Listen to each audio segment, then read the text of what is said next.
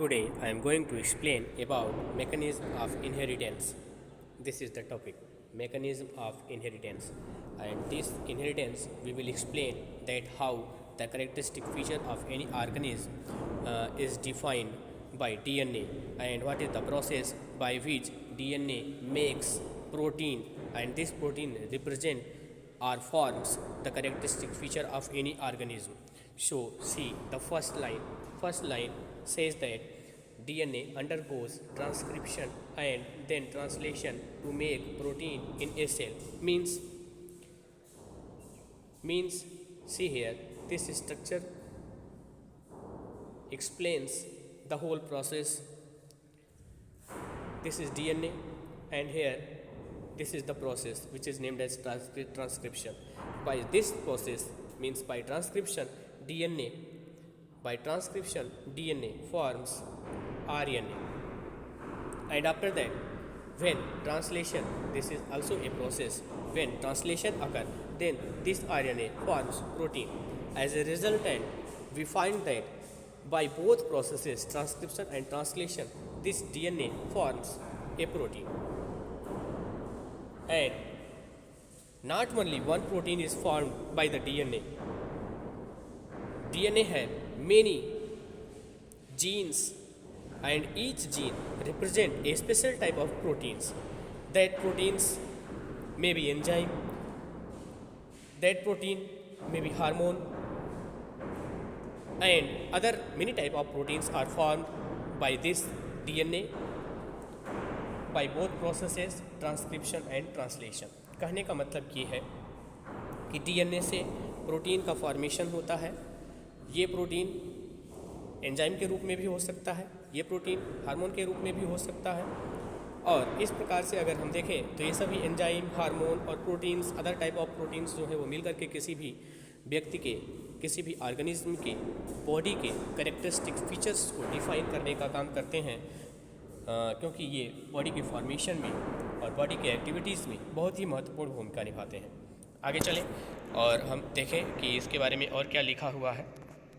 इस लाइन को तो आप समझ ही गए हैं कि जो डीएनए होता है वो किस में जाता है, ट्रांसक्रिप्शन. मतलब डीएनए का क्या होता है, ट्रांसक्रिप्शन होता है, और ट्रांसक्रिप्शन उसके बाद फिर क्या होता है, ट्रांसलेशन. ये दोनों प्रोसेस है और इन दोनों ही प्रोसेस के थ्रू क्या बनता है, प्रोटीन. उसी चीज़ को यहाँ पर एक्सप्लेन किया गया है कि डीएनए है, डीएनए में ट्रांसक्रिप्शन हुआ, ट्रांसक्रिप्शन से आरएनए बना और फिर आरएनए में ट्रांसलेशन हुआ, ट्रांसलेशन के थ्रू क्या बना, प्रोटीन. तो चलिए आगे चलते हैं और देखते हैं नेक्स्ट लाइन में क्या है. यहाँ पर देखिए लिखा है 10. इस प्रकार सेलुलर डीएनए, जो ऑर्गेनिज्म के सेल में पाए जाने वाला DNA, is the information source. वो क्या है, वो इंफॉर्मेशन का एक सोर्स है, एक स्रोत है. किस लिए, फॉर मेकिंग प्रोटीन्स, प्रोटीन के निर्माण के लिए. इन द सेल में प्रोटीन के निर्माण के लिए, प्रोटीन के फॉर्मेशन के लिए डीएनए क्या है, डीएनए इज ए सोर्स. एक स्रोत की तरह है, एक सोर्स की तरह है, इंफॉर्मेशन के सोर्स की तरह है, क्योंकि इसी के माध्यम से प्रोटीन की सिंथेसिस होनी होती है. उसके बाद देखते हैं next line. The characteristic of an organism is also controlled by proteins. अब जब डीएनए से प्रोटीन का फॉर्मेशन हो जाता है तो बता रहे हैं कि जो कैरेक्टरिस्टिक होते हैं किसी भी ऑर्गेनिज्म के, वो किसके द्वारा कंट्रोल होते हैं, इस प्रोटीन्स के द्वारा. और ये प्रोटीन एंजाइम के रूप में भी हो सकता है, या हार्मोन्स के रूप में हो सकता है, या अदर प्रोटीन्स के रूप में भी हो सकता है. तो इस प्रकार से ये सारी चीज़ें आपको बताई जा चुकी हैं. नेक्स्ट लाइन को चलते हैं, देखते हैं. A section of DNA that provide information for one protein. एक प्रोटीन के सिंथेसिस के लिए डीएनए का वह छोटा सा खंड जो उसकी सिंथेसिस करवाता है उसको हम क्या कहते हैं, gene. Means one protein is form by one gene.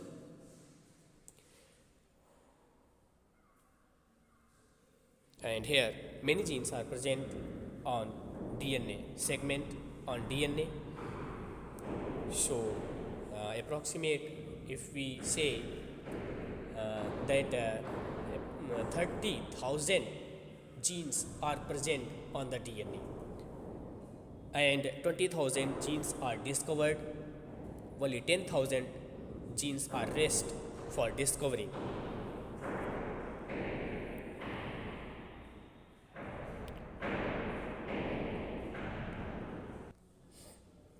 This is the last line.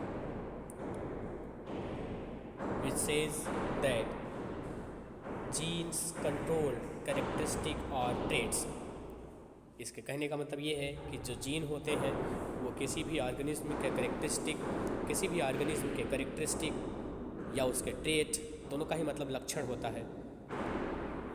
ये लक्षण को कंट्रोल करने का काम जीन करते हैं। तो इस तरह से इसके बारे में एक्सप्लेनेशन हो गया है और इसको आप नोट के रूप में बना भी लिए होंगे, इसको आप जानते रहेंगे। अगर कभी भी पूछा जाता है तो इसके बारे में आप एक्सप्लेन कर देंगे।